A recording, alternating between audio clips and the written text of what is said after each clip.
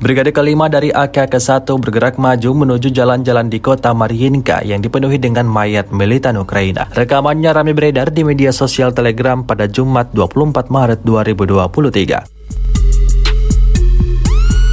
Pemukiman Mariinka masih menjadi salah satu titik terpanas di zona NVO. Pejuang Brigade kelima Korps Tentara Donetsk ke-1 bergerak maju setiap hari, menduduki posisi musuh. Seperti yang terlihat dalam rekaman, tampak tiap sudut jalan kota benar-benar dipenuhi dengan mayat tentara Ukraina yang hancur.